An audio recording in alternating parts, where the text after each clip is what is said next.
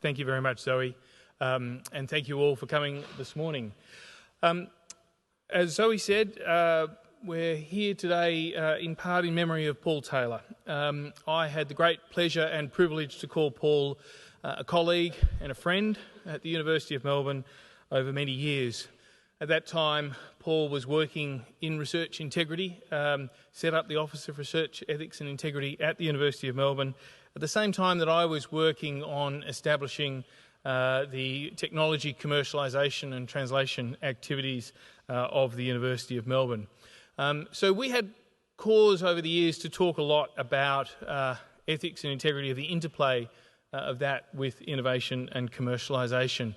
And in those I remember fondly Paul's ability to maintain a great sense of humour despite the tremendous seriousness of the issues that he was dealing with as in his role in ethics and integrity. They're non-trivial, they're very serious, and they require a serious mind, but he never lost his sense of humour through doing that. I think the other thing I remember most about Paul is that he always remembered the extent to which researchers are humans. They're not robots, and to understand research integrity and to manage research integrity, you need to remember the fundamental humanity of the people who actually undertake the research enterprise. And then the third memory I have of Paul, and perhaps I think that's of particular relevance today, is that he taught me that good management of research integrity is actually an enabler of innovation, not a blocker. A lot of people think of regulation and control and so forth as a blocker, but actually it's an enabler of innovation. And so when I heard that Paul wanted me to speak today, it was obviously a great honour and a great privilege for me to be asked. I thought I'd try and pick up on that theme of that interplay between research integrity and the research translation process. So just by way of background, though, I want to introduce me. So I mentioned that I spent 15 years, I mentioned at the University of Melbourne, I worked with Paul. I was there for 15 years working in a range of roles at the intersection between research and business, ranging from venture capital, technology licensing and commercialisation through to supporting entrepreneurship and startups. And that means what I bring today is a practitioner perspective. I've been at the coalface working with researchers, taking ideas from the lab into the marketplace.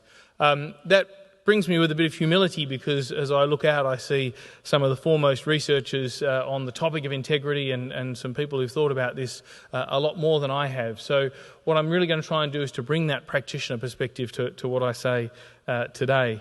But more recently, for the last 2.5 years, I've been the CEO of the Office of Innovation and Science Australia. And in that role, I have responsibility to sort of oversee the functioning of Australia's innovation system.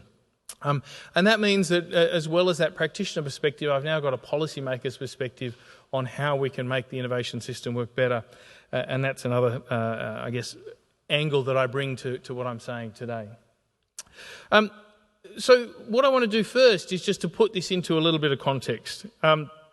As I say, I come at this from a practitioner, and I come at from a perspective that the role of universities as research institutions in our society is changing. I see three conceptions of a university that have existed over time, obviously going back to Newman and his idea of a university. It's all right, I've got them blank. Back to Newman and his idea of a university, and then I guess people refer to the Humboldt concept of a university where teaching and research, the nexus between teaching and research is foundational, and universities become not just warehouses or protectors of knowledge, but more creators of knowledge. But my conception is that we're now in a third era. And many people have chosen many different names. My preferred way is to call it the Terman era of universities, named after Frederick Terman, who became the provost at Stanford University in 1955, and had as some of his research students Hewlett and Packard, the founders of the famous company. And his conception, I think, of a university was as a truly engaged institution, an institution that was not just protecting knowledge, it was not just creating knowledge, it was actively engaged in the application of knowledge. And that, to me, is what a modern university is and should be. And looking at the way that I see innovation systems evolving around the world, I see it's an essential part of their future. Now, some will criticise that conception of universities. They prefer to see universities as places of refuge and contemplation that are, if you like, cut off from the real world. And I guess more pragmatically, from the perspective of research integrity, that role of universities as actively involved in the translation of research makes it that much more complicated to manage integrity and to think about integrity. But I certainly believe that conception of university is both necessary and desirable.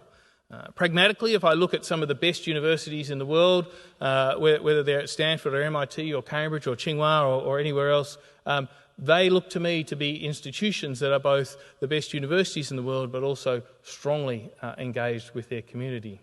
But if I put my policymaker's hat on, I also see it as necessary because innovation inherently is a team sport. Innovation is not something that can be done by individuals in isolation.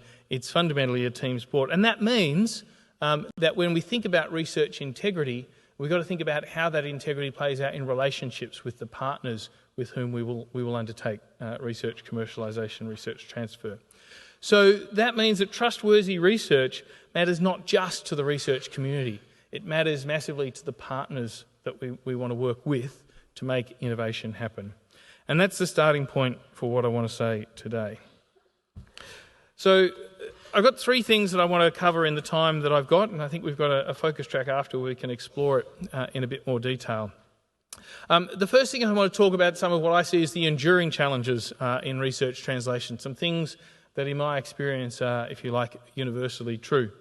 Then I'm going to talk about some things that maybe possibly have been true for a long time, but are certainly very much in the frame as we think about research and innovation policy at the moment. And then I want to just finish with some suggested responses, both for institutions and for policymakers. So to start, some of the enduring challenges of research translation.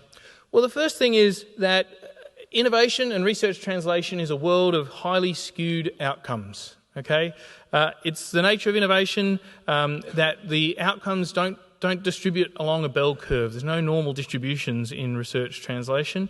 You only see highly skewed distributions. To give you a sense, the US Technology Transfer Organisation, Autumn, has reported that at most universities, more than 90% of their research commercialisation and translation income comes from less than 5% of the deals that they do. Similarly, most venture capital firms expect that their returns on their whole fund will be driven by at most 5 to 10% of the deals that they do. So the outcomes from research translation aren't evenly distributed on a normal curve. That means averages can be very deceptive. It means that it's the outliers that are actually where the action all is. And if you're thinking about systems and processes to manage research integrity and you're targeting those systems and processes at the most common situation, you're probably missing the most important situation. And so I think that one of the key challenges in commercialisation is to deal with the fact that you see highly skewed outcomes. The second notable challenge of research translation is the nonlinearity. So value as you work through a translation process, starting with an idea and taking it towards the market, does not increase or decrease smoothly. It moves in jumps. And those jumps typically revolve around key milestones in the research or in the commercial development or something like that. That means that the interests, the motivations, the commitments of partners can rise and fall very rapidly around that. It also creates challenges because, in my experience, researchers and innovators tend to have different attitudes to risk.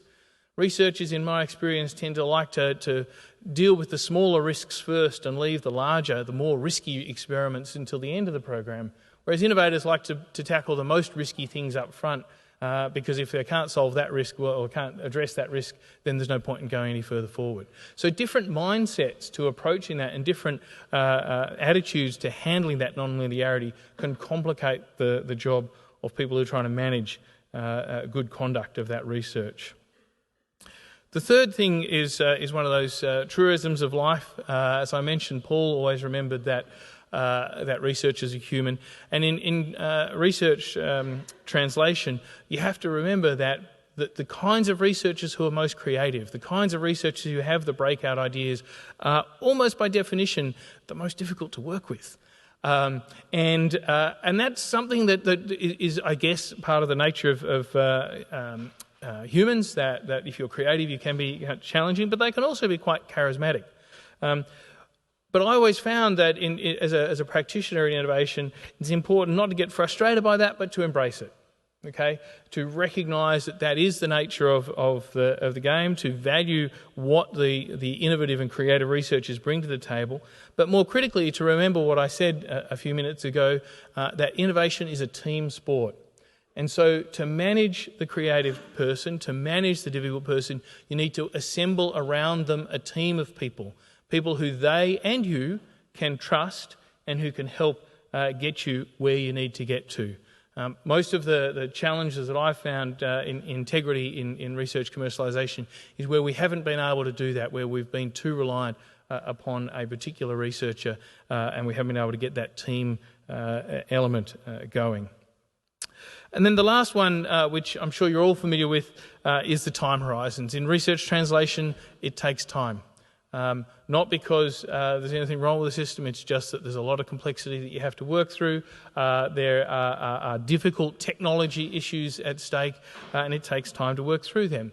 From an integrity perspective, that means that probably the people who are dealing with the process as it reaches its conclusion were different to the people who are dealing with it when it started. Which means consistency in documentation and all that kind of stuff, all the sorts of things that we know are good practice are absolutely essential, not just in research but also in translation. So there's some of the things that I think just are inherent in commercialisation and in translation that will always be with us. As I said, I then want to turn a little bit to what I see as some of the current issues, and arguably some of these have been with us for a long time.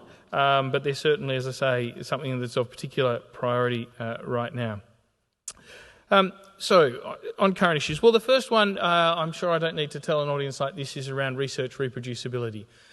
This really came onto the radar of innovation practitioners back in 2012 with the Nature paper by Glenn Begley and Lee Ellis, where they looked at 53 breakthrough papers in cancer and sought to replicate the foundational results that underpinned those, and found that only 6 of those 53 were they able to actually replicate the original results, even working in many cases with the original labs. So since 2012, that's been very much on the radar. Now, pragmatically, investors, partners, businesses looking to commercialise research can manage that problem, right? So it just means that the first thing that they do when they're looking at a piece of technology is they try to replicate the result, and if they don't pass that gate, well, that ends it. Okay, and indeed, Glenn Begley's even put forward, 6 tests to put into your due diligence process to help manage research translation. Tests that this audience would be well familiar with. Were the studies blinded? Were all results shown? Were experiments repeated? Were positive and negative controls shown? Were reagents validated, and were statistical tests appropriate? The kinds of things that we all know are foundational for good, high-quality research and research with integrity. But from an innovation system perspective, from a policymaker's perspective, this is a huge challenge because it puts up the cost of translation. It adds cost and friction and time in the transaction. And most importantly, it does it from if I think about the research translation perspective, it does it at the time when capital is at its most expensive. When the technical risk is highest is when money costs the most in research translation. And so to increase costs at that critical time is perhaps more damaging than anything. So as an investor, for me, research integrity means that I can trust the results that I've got and I don't have to do reproduction as the first step in my process. And as I say, that's really been on the radar, particularly recently. The second trend that we see happening around the world, and particularly in Australia, is increasing use of alliances and partnerships between universities and businesses. And again, from an innovation systems perspective, these are fantastic. They can increase collaboration, increase knowledge sharing. You can get more effective utilisation of research infrastructure and generally stimulate a lot more innovative outcomes from a given dollar of research.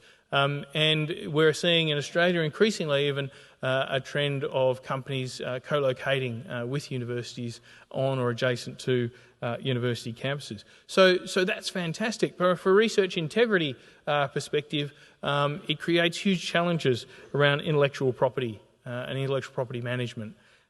My experience of these kinds of alliances, unfortunately, is that the people on the commercial side, on the industry side, typically have much higher knowledge and awareness of good intellectual property management practices and the foundations of intellectual property laws, and that the academic and research side can be weaker. Now, if I want to have integrity and trust in a relationship, that kind of imbalance of knowledge is not healthy. As your partner, I'm not necessarily happy that your people aren't as well informed about intellectual property as my people. What I want to have a trusting relationship is common levels of intellectual property knowledge, and I think that's a challenge for us in how we think about research training. And then the third issue that I see arising increasingly across university campuses is that the gap between the lab and the market is reducing. Particularly as we see universities increasingly become hotbeds for startup company activity. And that in turn creates much greater challenges around conflict of interest management, about when you've got researchers who are taking roles either as consultants or shareholders or directors or employees sometimes of startup companies, or particularly delicately where students are involved. Managing those conflicts, managing the respective interests are hugely challenging and represent a big challenge, I think, to a lot of our existing processes. Now, as a policymaker, I want us to be able to sort those out, because we know that those small, high-growth firms, the technology-driven firms, disproportionately contribute to job creation and economic growth. So it's a good thing, but it's a challenge. And as an entrepreneur, what I want to see, if I'm coming to work in a university campus, integrity of a researcher to me means being very clear up front about where interests and incentives lie and being transparent about that. And I think we can do more to make that happen. So, where does that leave us? Well, as a policymaker and as someone who used to work in translation, I thought I'd put forward some ideas for possible responses, and I'm sure we'll have some more debate on this later in the session. First thing is clearly policies and processes for research and translation that focus on creating trust. Now, my colleague Alan Finkel last night, I think, put forward some very powerful, very actionable and very sensible proposals to help improve policies around research integrity, and I think those would be an excellent first step along this. But as a policymaker, I think that the further you get along the research translation pathway, the more you need to think about policies not necessarily coming from funding agencies and from central agencies, but more at the institutional level, because you're starting to deal with a diversity of stakeholders, a diversity of funding sources, and so the onus really, I think, turns to the institution with appropriate encouragement from funders and system architects to really make sure that their policies and procedures are up to the task of managing this. And I also, I say quite consciously here, policies and processes, because in my experience, one of the particular challenges about research translation is that if you seek to write policies, define policies that cover every single possible eventuality and every single possible risk, you have the effect of chilling any translation activity whatsoever, because it just gets too hard and you make the transaction costs too high. So I think it's really important to make sure that your policies, yes, are robust, but they set very clear expectations, they set a culture which can support translation, but then they are backed up with processes that can deal with those outliers that I said at the start are such a common feature of research translation. Secondly is researcher education, and again, Alan argued last night for mandatory education of all researchers on research integrity, and absolutely I think that's spot on. But beyond that, I think that as we think about universities being more engaged in translational activity, we need to think about how we can make sure we bridge that knowledge gap between the research side of the partnership and the commercial side of the partnership, and make sure there's a higher level of understanding and a common knowledge base between them. That means that institutions need to make sure that their researchers have access to training or other forms of experience that can enhance their knowledge and skills in research translation. For me, in the Australian context, a standout example of this is CSIRO's ON program, which enables researchers to actually step out of their research and get some tangible experience working directly with end market users to better understand the commercial potential of their technology. Yes, it's a translational activity, but it's also a hugely important educational step. And whilst I wouldn't go so far as Alan did last night to say it should be mandatory for all researchers, I think it should be something that all institutions make sure that they can provide access to their researchers too, to make sure that they are creating that right culture. And lastly, I think a key to managing the interface is, again, recognising that innovation is a team sport. And my observation is that a lot of the time researchers in a translation situation find themselves compromised, find themselves challenged with questions of integrity because we don't give them enough mobility. We don't give them the ability to move when it's appropriate to move in and out of the research organisation. Sometimes it's right for someone to take a sabbatical or leave without pay or whatever to go and work outside and then come back. And that can be a very powerful way of actually addressing conflicts with appropriate levels of flexibility. So I think that we need to see researcher mobility as a key part of managing integrity in research translation.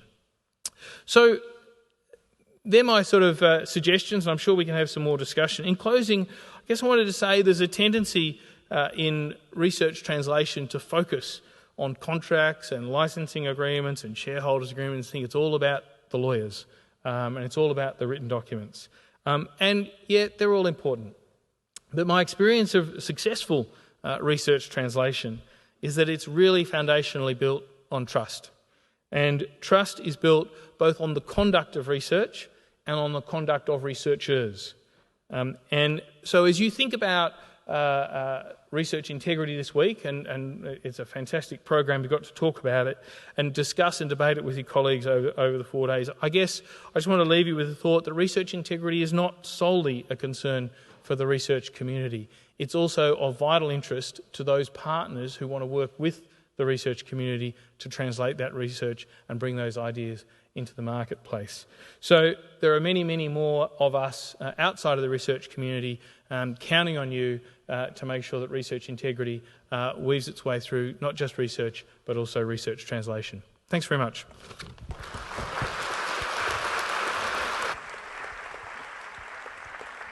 We have time for a few brief questions. For Dr. Day, thank you for describing some of the challenges and, as an innovator, also focusing on positive solutions and suggested responses. Have we any questions from the audience?